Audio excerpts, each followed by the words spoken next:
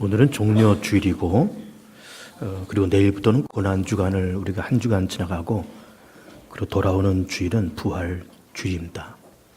종려주일이라고 이렇게 이름을 붙인 까닭은 예수님께서 33년의 삶을 이제 거의 마치시고 십자가를 향해서 가시기 직전에 낙이 타고 예루살렘 성에 입성하실 때 그 예루살렘 그 성읍 사람들이 종려나무 가지를 걷고 입성하시는 예수님을 열렬히 환영한 이제 그거를 기념해서 종려주일이다 그렇게 이야기를 합니다. 그리고 우리는 내일부터 고난주간 한 주간 특별 새벽기도를 하겠습니다. 기독교의 중심은 예수 그리스도의 십자가의 죽으심과 부활입니다. 구약에서는 예수님의 강림과 또 죽으심과 부활을 예언하고 있고 신약에서는 예언된 하나님의 말씀이 성취됐다라고 하는 것을 선포하고 있는 겁니다. 그래서 구약은 예언이고 신약은 성취, 예언과 성취의 한 복판에 예수 그리스도의 십자가가 있는 겁니다. 종려주일 그리고 이 한 주간 동안의 고난주간 그리고 부활주일을 우리가 이렇게 지나가고 또 기다리면서 아들을 이 땅에 보내시는 성부의 마음 또 십자가를 향해서 걸어가는 성자의 마음 이 모든 것을 감동, 감화, 역사하시는 성령님의 마음과 생각을 이렇게 한번 더듬어 보는 그런 시간이 되었으면 좋겠습니다. 하나님께서 천지 만물을 왜 창조하셨는가라고 하는 이유를 그동안 아마 제가 한두 번 얘기를 했을 겁니다. 그 이야기를 다시 꺼내면 굉장히 중요한 얘기이기 때문에 한 번 더 꺼내면 이렇습니다. 창세기 1장 1절에서 이제 태초라는 말씀이 나오잖아요. 태초에 하나님이 천지를 창조하시니라 그렇게 되어 있고 첫째 날부터 여섯째 날까지 말씀으로 세상을 창조하십니다. 첫째 날 빛을 만드시고 둘째 날은 이 창공, 허공을 만드시고 셋째 날은 육지와 바다와 식물, 넷째 날은 일월 성신 이런 해와 달과 별들, 다섯째 날에는 어리와 조류, 그리고 여섯째 날에는 육지 동물과 인간을 그렇게 만드십니다. 그렇게 하나님께서 세상을 창조하신 그 이유는 하나님은 전지전능하신 분이고 영원하신 분이잖아요. 그런데 그 하나님에게 치명적인 약점이 한 가지가 존재한다라고 하는 거예요. 그 치명적인 약점이 뭔가 하면은 하나님에게도 외로움이 있다는 거예요. 외로움. 하나님이 아무리 전지전능하시고 영원한 분이라 할지라도 그 외로움을 이길 수가 없는 겁니다. 누군가와 만나고 싶고 대화하고 싶고 누군가와 관계성을 맺고 싶은 그 하나님의 절박한 마음이 있으셨던 거죠. 그래서 세상을 창조하시고 특별히 인간을 만드신 거예요. 그리고 특별히 인간을 만드실 때에는 당신의 형상으로 만드셨다는 겁니다. 왜 그런가 하면은 하나님과 교통할 수 있는 그런 존재로 만들기 위해서 당신의 형상으로 만드셨다. 그런 이야기를 하고 있는 겁니다. 그러면서 매번 보시기에 좋았다. 보시기에 좋았다. 그런 말씀을 하셨던 거예요. 그렇게 보시기에 좋았다고 하는 것은 이제 이렇게 내가 상대하고 관계성을 맺고 이야기를 주고받을 수 있는 그런 상대자가 생긴 것이 너무 좋았다. 그런 얘기예요. 그런데 하나님의 이 기쁨과 즐거움이 그렇게 오래 간 것 같지는 않습니다. 왜 그런가 하면은 하나님께서 에덴 동산을 만드시고 거기에 아담과 하와를 살게 하신 다음에 이제 선악과를 따먹지 말라고 하셨잖아요. 그런데 결국 아담과 하와는 뱀의 미혹을 받으면서 선악과를 따먹습니다. 그리고 죄를 짓습니다. 죄를 알게 됩니다. 죄를 알고 죄를 짓게 됩니다. 하나님의 마음이 많이 서운하셨죠. 그러면서 아담과 하와를 내쫓으시고 그리고 뱀을 저주하시고 그러면서 인간 세계에 죄가 들어오고 사단의 권세와 죽음의 권세가 그렇게 들어오게 된 거예요. 그러면서 연이어서 그 아담의 집안 내에서 아들들 간에 살인 사건이 벌어집니다. 가인이 아벨을 죽여요. 그리고 시간이 흘러가면서 창세기 6장으로 넘으면은 그 유명한 노아의 홍수 사건이 기록되어 있고 그 홍수 사건을 얘기하면서 성경에서는 뭐라고 말씀하는가 하면은 그 당시 사람의 죄악이 세상에 가득함과 그의 마음으로 생각하는 모든 계획이 항상 악할 뿐임을 보시고 하나님께서 사람을 만드신 것을 한탄하고 근심하셨다는 겁니다. 참 이게 놀라운 얘기 아닙니까? 사람의 생각과 계획이 항상 악했다는 거예요. 그래서 하나님께서 사람을 만드신 것을 한탄하고 동시에 근심까지 하셨다는 거예요. 참 놀라운 얘기입니다. 그러면서 물로 세상을 심판하시고, 그러면서 하나님은 그 아픈 마음을 그렇게 이제 말씀을 하시고 있는 겁니다. 우리가 이제 흔히 우리 과거 어른들이 무슨 얘기를 했는가 하면은 가지 많은 나무 바람 잘 일이 없다, 그런 얘기를 했습니다. 그 가지 많은 나무라고 하는 거는 자식이 많은 걸 얘기를 하는 거예요. 요즘에야 뭐 하나 둘 혹은 뭐 셋 이렇게 낳는 시대지만은 과거 우리 어른들은 5, 6, 7, 8 그렇게 낳습니다. 근데 우리가 하나 둘 낳아도 참 낳고 기르는 것이 복잡합니다. 그렇잖아요. 하나 둘도 기르기가 복잡한 거예요. 그러니 과거에 어른들이 5, 6, 7, 8을 기를 때는 이거 뭐 엄청난 마음고생을 하면서 그렇게 기른 겁니다. 물질고생, 마음고생, 별 고생을 다 한 거예요. 그러면서 우리 어른들이 했던 말이 가지 많은 나무에 바람 잘 일이 없다는 거죠. 그러니까는 한두 명 기르는 것도 어려운데 5, 6, 7, 8명 기르면서 여기서 문제가 일어나죠. 저기서 사고 치지요. 여기서 또 뭐가 뻥뻥 터지죠. 그러면서 이거 수습하고 이거 막으면서 돌아다니면서 가지 많은 나무 바람 잘 없다고 하는 그런 속담을 만들어낸 거예요. 그러니 하나님께서 우리는 그래도 한 3-4명, 한두 명 낳고 기르는 것도 어려운데 하나님께서 지금 아담과 하와 때부터 시작해서 지금 인류의 역사가 얼마나 깁니까? 태초라는 시간이 언제인지, 아담의 시간이 언제인지 가늠할 수 없지만 그때부터 지금까지 사람이 얼마나 많은 사람들이 왔다 갔습니까? 지금 현재도 이 지구 땅에는 약 70억의 인구가 있다는 거예요. 그러니 하나 둘 기르는 것도 복잡한데 하나님이 70억의 인구를 끌고 간다는 것이 이게 보통이 아닌 거예요. 그야말로 바람잘날이 없는 겁니다. 그러면서 하나님은 그렇게 당시의 형사로 인간을 만드시고 관계성을 가지시고 대화하시고 함께 가기를 원해서 하나님의 외로움과 그 고독함을 달래기 위해서 세상을 만드시고 인간을 만드셨지만은 만드시고 난 이후에 하나님께서 얻은 그 행복과 기쁨은 별로 길지 못했다, 이렇게 보는 겁니다. 아담과 하와가 에덴으로서 쫓겨나면서부터 하나님은 늘 한탄과 근심과 아픈 마음을 갖고 지금까지도 그렇게 살고 계신다, 이렇게 보는 겁니다. 그렇다 그러면은 우리 같으면은 그렇게 복잡한 세상을 그냥 툭 버리고 다른 세상을 만드실 수도 있을 것 같습니다. 아담과 하와, 떠나라. 에덴 동산 없애. 이 땅, 지구 땅 없애. 새로운 걸 내가 만들게. 그러면서 이 세상에 대한 미래를 버릴 수도 있을 것 같은데 하나님은 그럼에도 불구하고 정말 한탄하고 근심할 수밖에 없는 그런 세상임에도 불구하고 하나님은 그 세상에 대해서 여전히 미련을 갖고 계셨다는 거죠. 그리고 세상을 여전히 불쌍히 여기시고 그 세상을 여전히 사랑하셨다는 거예요. 그것이 요한복음 3장 16절에 나와 있으면서 하나님의 세상을 이처럼 사랑하셨다는 거예요. 거기서 말씀하시는 이 세상이라는 것은 그렇게 보기 좋은 세상이 아니잖아요. 하나님의 마음에 한탄과 근심을 끼치는 그 세상을 그래도 하나님은 버리지 아니하시고 미련을 주시고 그 세상을 사랑하셨다는 거예요. 그러면서 구원의 계획을 세우셨던 겁니다. 그러면서 하나님은 이렇게 한탄하고 근심할 수밖에 없는 그런 세상이지만 어쨌든 세상을 구원하자라는 그런 생각을 갖고 계셨던 거죠. 그러면서 예수 그리스도를 이 땅에 보내신 겁니다.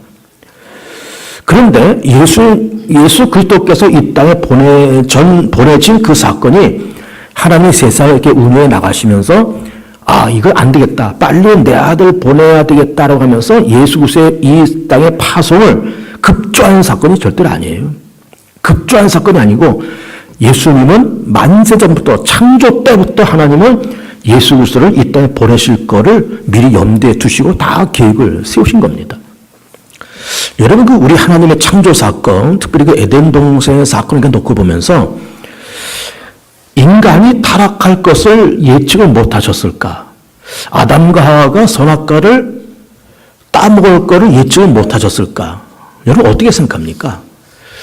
전능하신 하나님이 그걸 모르실까요?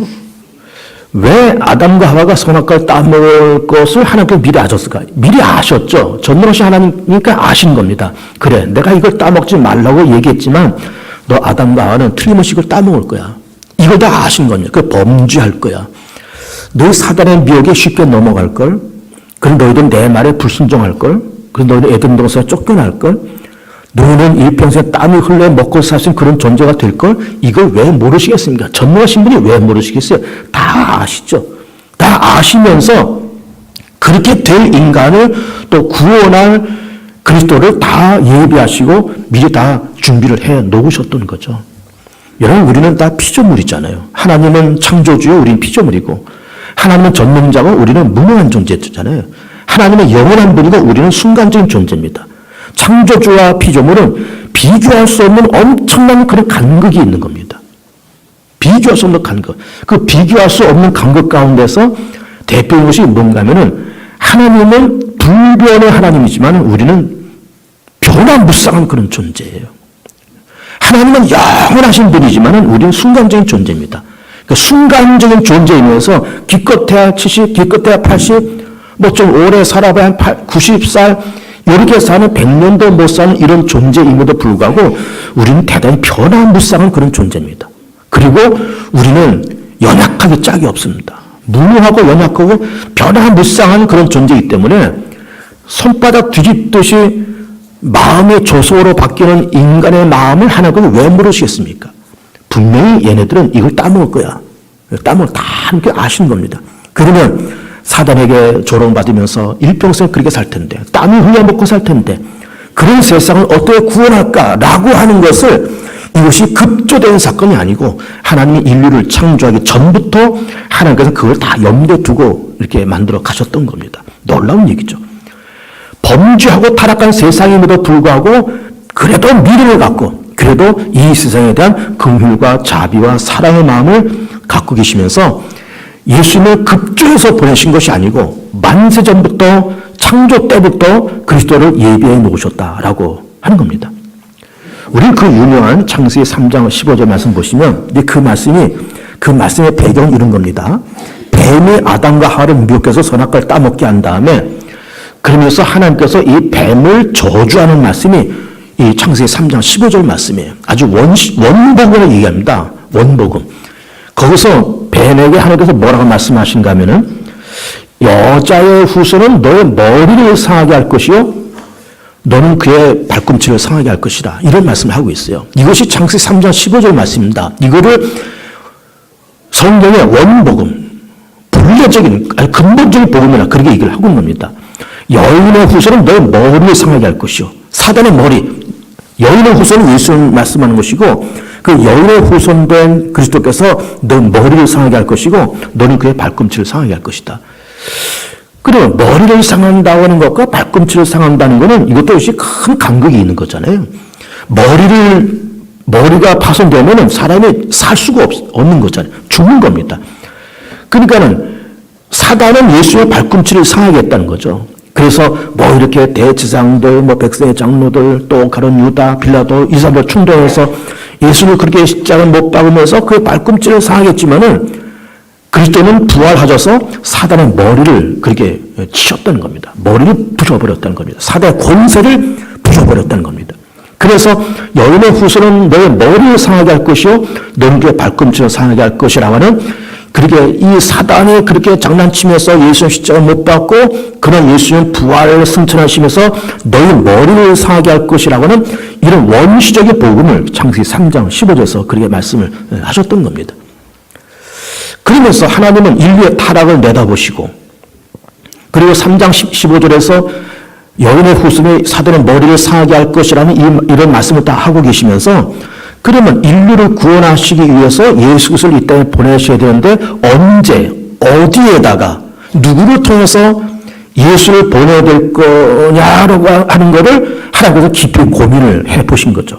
그러면서 언제 지금부터 2000년 전 역사의 한 복판인 겁니다. 신약시대와 구약시대를 가르는 한 복판, 역사의 한 복판에 성부께서 성자를 이 땅에 파송하시는 거예요. 그리고 가나안 땅에 예수님께서 탄생하시잖아요. 이스라엘 땅에서 탄생하시잖아요. 여러분 지도를 가만히 보면은 그 당시 이스라엘 땅, 이 가나안 땅은 동서양의 중심지입니다. 오른쪽 동쪽은 이제 인도를 비롯해서 중국, 한국 이게 이렇게 있고 왼쪽은 유럽 대륙이 있으면서 동서가 만나는 가장 한복판이 가나안 땅이에요. 그 세계의 중심이 가나안 땅, 이스라엘 땅, 그리고 역사의 중심은 바로 그 시점에 예수님께서 그렇게 탄생을 하셨던 거죠. 그리고 거기다가 그 당시 예수님이 탄생하실 그 당시는 로마가 세계를 지배하고 있었던 때잖아요. 그래서 전 세계가 동일한 언어와 동일한 문화권 속에 있었던 때인 거예요. 로마의 언어와 로마의 문화권 속에 그렇게 있었던 겁니다.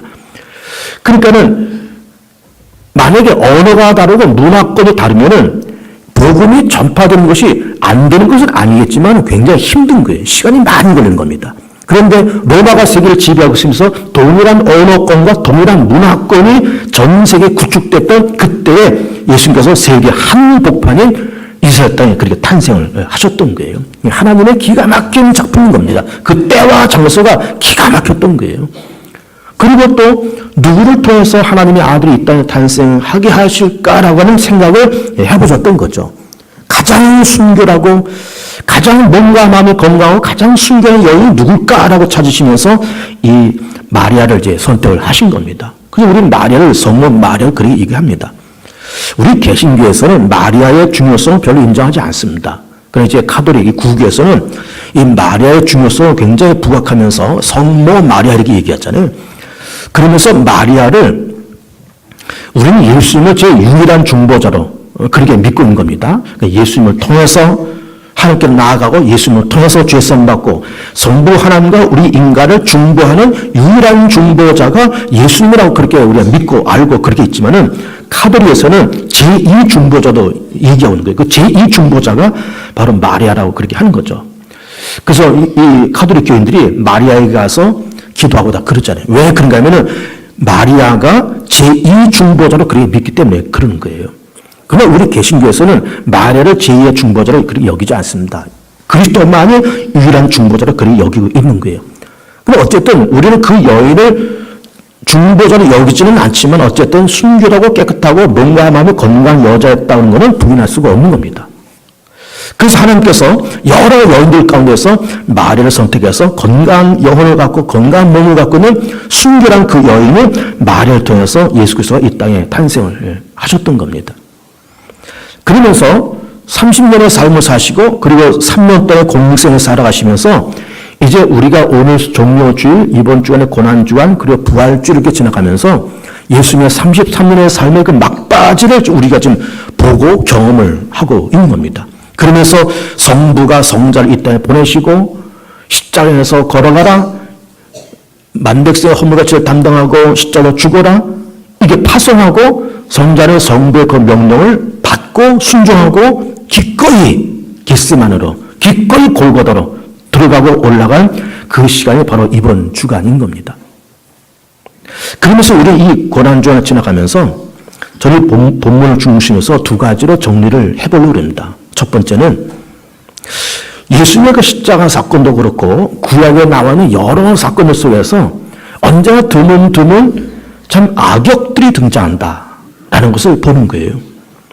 우리 구약 성경에 예를 들면 그 출애굽의 역사를 보면은 출애굽은 대략 한 주전 1400년경에 있었던 그런 사건입니다. 애굽을 떠나는 히브리 민족이 60만 명이 떠나요. 그러면서 열지양을 피하고 60만 명이 떠나서 홍해를 건너서 가나안 이 광야의 무쇠에 도착을 했는데 정말 우리가 앞으로 갈 그 가나안 땅이 어떤 땅인가 하면서 정탐꾼 12명을 보냅니다. 그리고 40일 정탐하고 와서 2명 여호수아와 갈렙은 긍정적인 보고를 하고 10명은 부정적인 보고를 하면서 이제 그 60만 명의 이 히브리 민족 공동체 안에 엄청난 소요가 일어나기 시작을 했어요. 그러면서 모세에 대한 반역, 하나님께 대한 반역, 친애굽운동, 애굽으로 복귀하자라고 하는 그 복귀운동 이런 것이 10명의 정탐꾼들 때문에 그렇게 난리가 일어났던 겁니다. 그러면서 사실은 출애굽을 해서 가나안 땅에 들어가는데 뭐 한 2-3주 정도면 갈 수 있는 그런 거리입니다. 먼 거리가 절대로 아닌데 이 부정적인 보고로 해서 소요가 일어나는 그런 사건 때문에 40년 광야 생활이 그때부터 펼쳐지게 된 거예요. 그러니까는 10명이라는 이런 부정적인 보고하는 그 사람들이 이 사람들이 출애굽의 악역을 하면서 이렇게 엄청난 타작이 일어나게 되었다라고 하는 겁니다. 그럼 60만 명 건에 10명이라고 하면은 6만 분의 1이잖아요. 6만 분의 1. 그 6만 분의 1을 프로테이지로 따진다 그러면 0.0001% 그 정도밖에 안 되는 겁니다. 그런 작은 수인데 그 작은 수가 결국 이스라엘 공동체 60만 명 되는 엄청난 공동체에 혼란을 가져오게 된 악역을 감당했던 그런 인물들이었던 거죠. 예수님의 십자가 사건에도 그런 악역들이 등장한다는 것을 봅니다.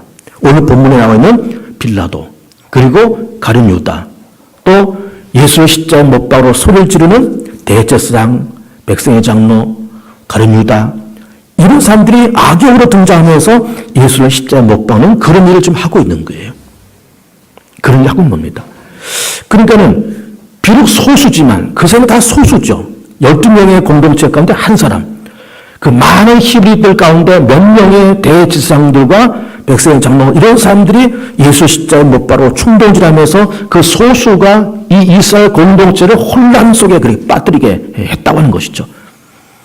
우리는 세상을 살아가면서 많은 공동체에서 살아갑니다.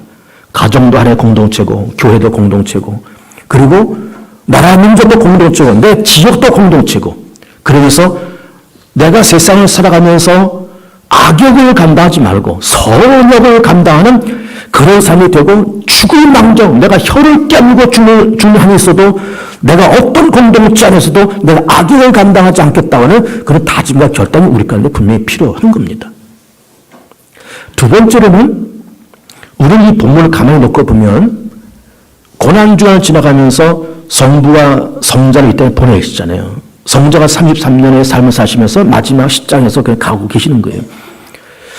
그러면서 성부와 성자를 이 땅에 보내시는 그 아픈 마음, 성자가 겟세마네 동산에서 이 잔을 내게서 옮기시옵소서라고 절규하는 그 성자의 그 아픈 마음, 로마 군인들에게 채찍맞고 십자가에서 두 손 두 발에 못 박히시고 가시물량을 쓰시면서 그렇게 운명하시는 그 아픈 마음을 한번 헤아려 볼 수 있는 그런 이 한 주간이 되었으면 좋겠습니다. 우리는 이제 이 고난주간을 지나가면서 늘 우리는 무슨 말을 하는가 하면은 십자가에 동참하자, 고난에 동참하자, 이런 말을 늘 합니다. 그러면 십자가에 동참한다는 말이 도대체 뭐고 고난에 동참한다는 말이 과연 뭐냐 이거예요. 그거는 그렇게 아들을 이 땅에 보내시고 십자가에서 걸어가게 하시는 성부 하나님의 아픈 마음을 한번 헤아려 보는 그 마음, 이게 고난에 동참하는 거예요.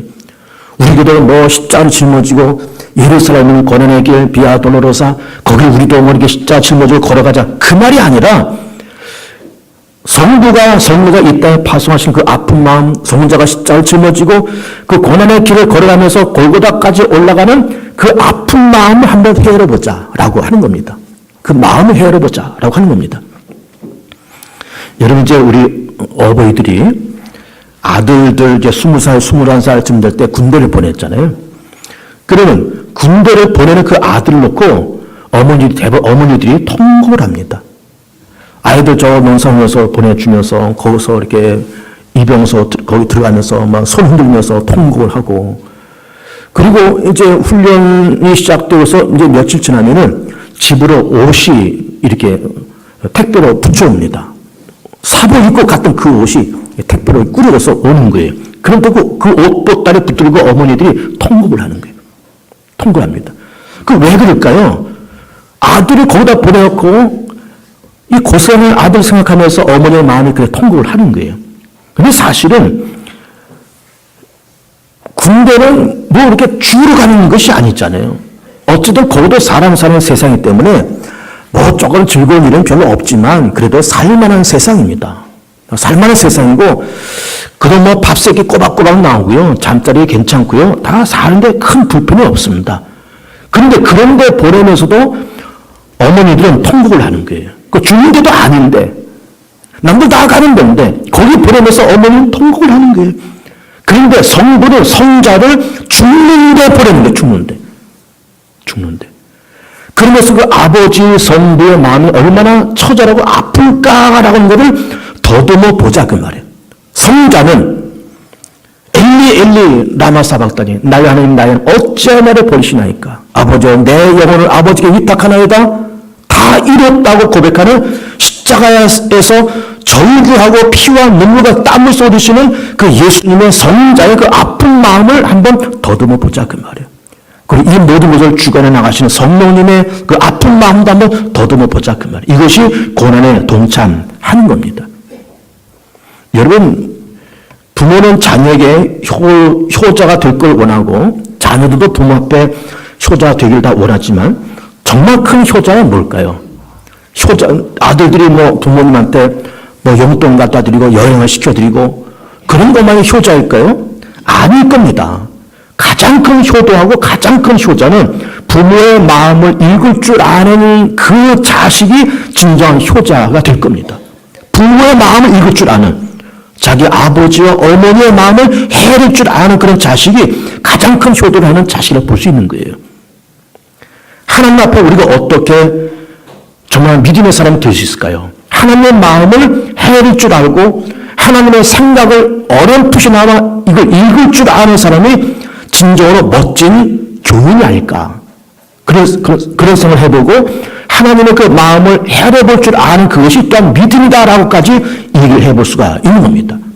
물론 피조물된 우리가 전능하신 하나님의 그 아픈 마음을 어찌다 헤아릴 수 있겠습니까? 많은 그래 하나님의 마음을 어렴풋이나마 더듬어 보시는 그런 사람이라 그러면은 그 사람은 믿음이 제대로 들어간 사람이에요. 제대로 들어간 사람입니다. 가장 좋은 교회는 어떤 교회가 가장 좋은 교회일까? 목사의 마음과 생각을 읽을 줄 아는 사람이 가장 좋은 교인이 될 겁니다. 그러니까 부모의 마음을 읽을 줄 아는 자식이 효자고 목사의 마음을 읽을 줄 아는 교인이 진정한 멋진 교인이고 하나님의 마음을 읽을 줄 아는 사람이 진정한 하나님의 백성인 거죠. 우리 이 한 주간에 고난의 주간을 지나가면서 고난에 동참하자 그래서 십자가를 짊어지고 우리도 그 고난의 길을 걸어라 그 말이 아니라 아들을 이 땅에 보내시는 성도의 마음, 십자가를 짊어지고 골고다산에 올라가는 그 성자의 마음, 이 모든 것을 주관하고 운영하는 성령님의 그 아픈 마음을 더듬어 보시는 그런 기회가 되면서 숙연하게, 거룩하게, 의미 있게 그러면서 매일매일 드리는 특별 새벽기도를 꼬박꼬박 참석하면서 기도와 묵상과 감사 속에 이 한 주간을 지나가는 복된 여러분들 되었으면 정말 좋겠습니다. 우리 합시다. 짧게 1분